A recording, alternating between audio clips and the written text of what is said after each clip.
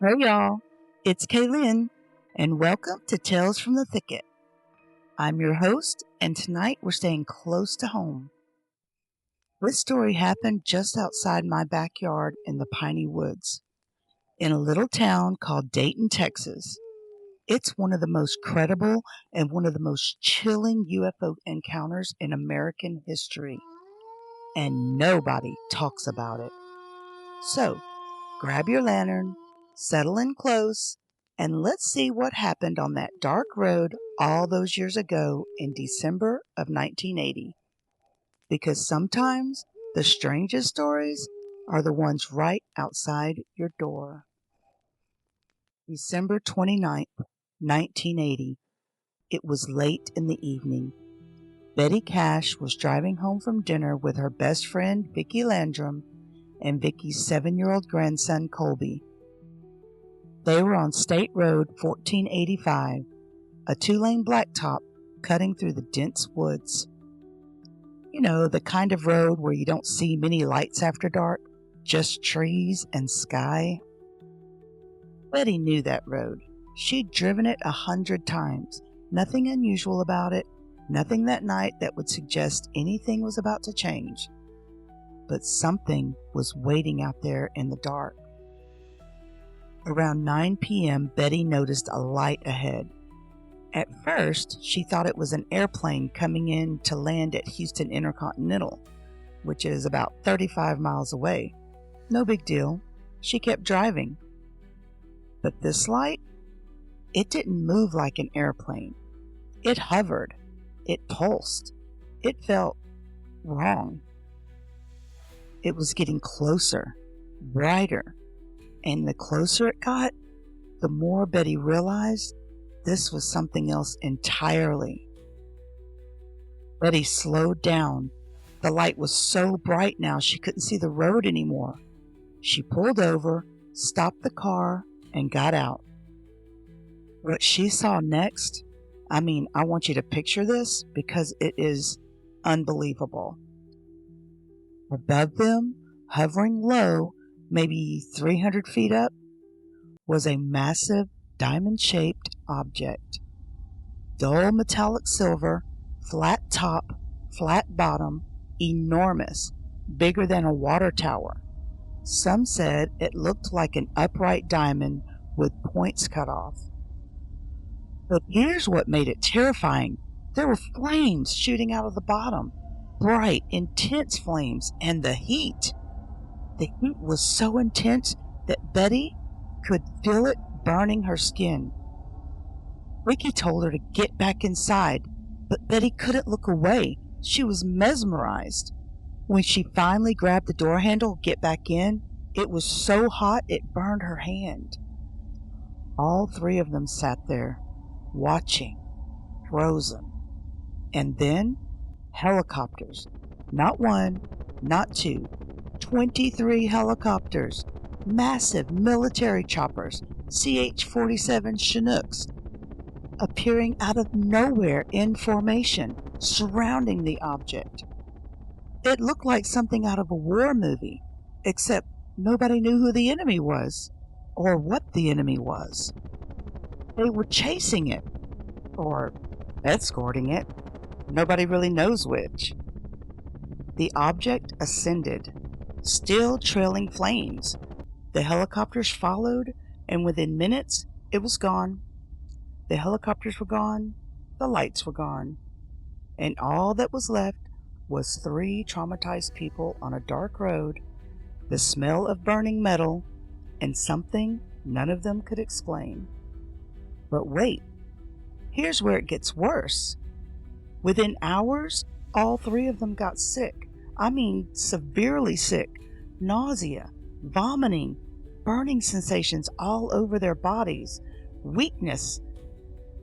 Betty was the worst. She was hospitalized for 15 days as a burn victim.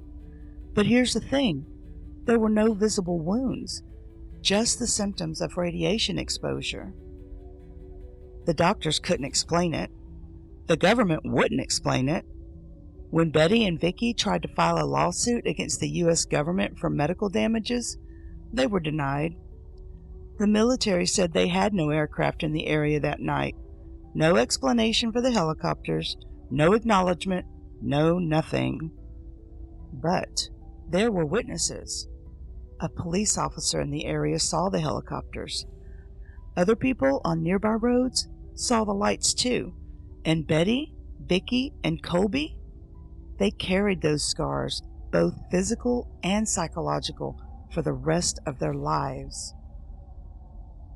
Betty Cash died on December 29, 1998, exactly 18 years to the day after their encounter. Vicky Landrum died in 2007. They never got answers. But here's something very interesting. This case didn't just disappear. Paranormal investigators, UFO researchers, and even mainstream media took notice. This case was featured on Unsolved Mysteries, on UFO Hunters, and it's even been investigated by MUFON, the Mutual UFO Network, and by aerospace engineers who pored over the radar data.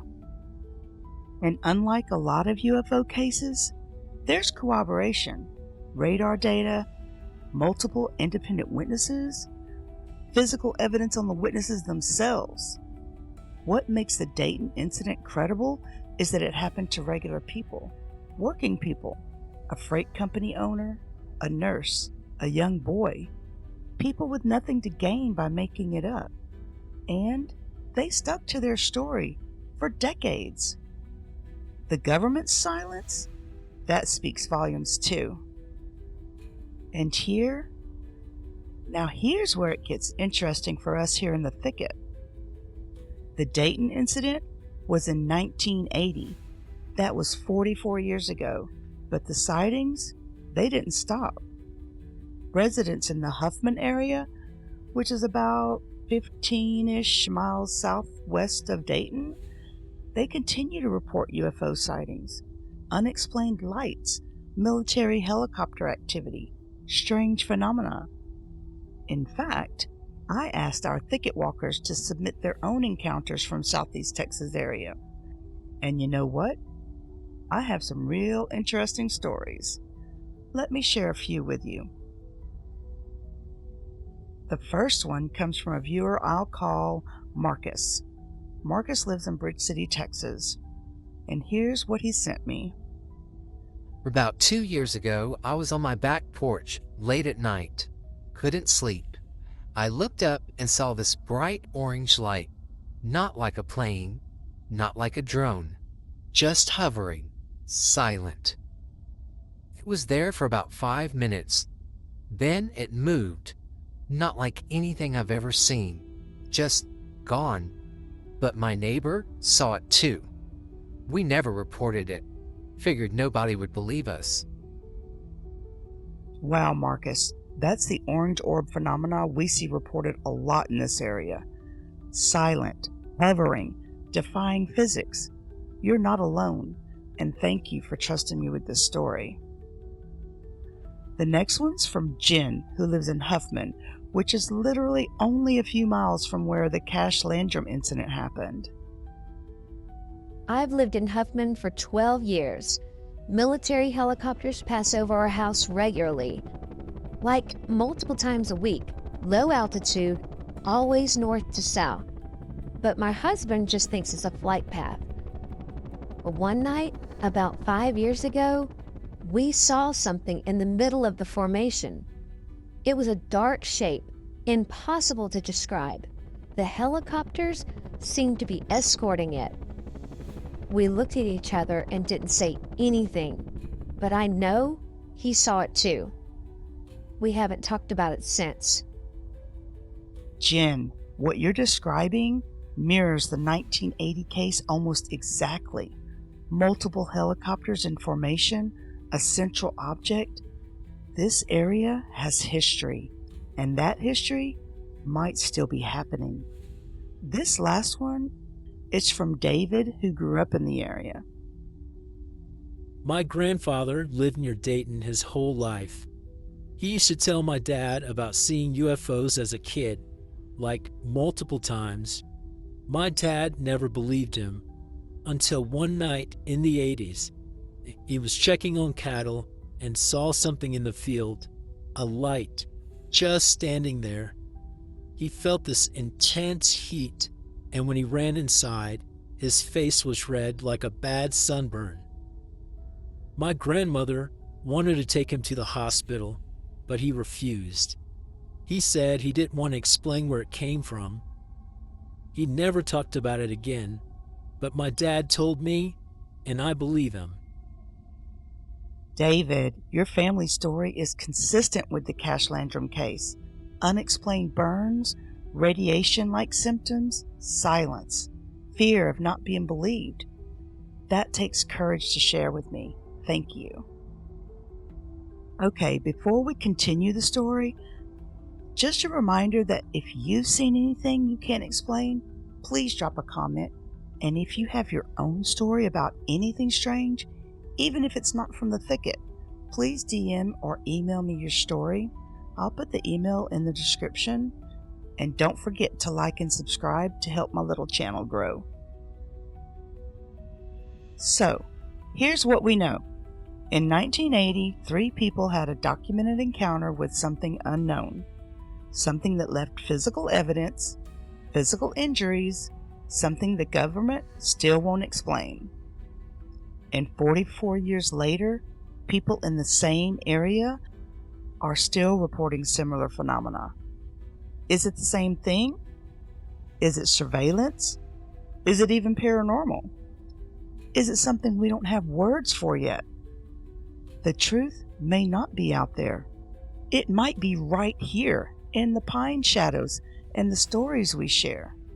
I don't have the answers, but I do know this. These stories matter, and the people who experience them deserve to be heard. That's why I asked our Thicket walkers to share their encounters, because when you live in a place like this, where folklore and unexplained phenomena seem to walk hand in hand, you don't feel so alone. You know someone else saw it too. Okay, before we wrap up, you know the drill. Ashroot is hiding somewhere in this episode. He's been lurking in these piney woods for ages, watching, waiting, guarding. See if you can spot him. Drop a comment and tell me where you found him. First person to spot him gets a shout out in the next episode. And hey, if you have a paranormal encounter from Southeast Texas or from anywhere else, I want to hear it. Send it my way, and it could be featured in an upcoming episode. That's what makes this community special. We share our stories. We listen to each other. We keep the mysteries alive. If you'd like to help support the channel and get access to exclusive stories, including Kaylin's journal, behind-the-scenes updates, and early video releases, head over to my Patreon. Just search for Tales from the Thicket with Kaylin. Every lantern helps keep the stories alive. Thanks for joining me in the Thicket tonight. If you enjoyed this story, if it gave you chills, if it made you think, subscribe. And every single subscriber means the world to me.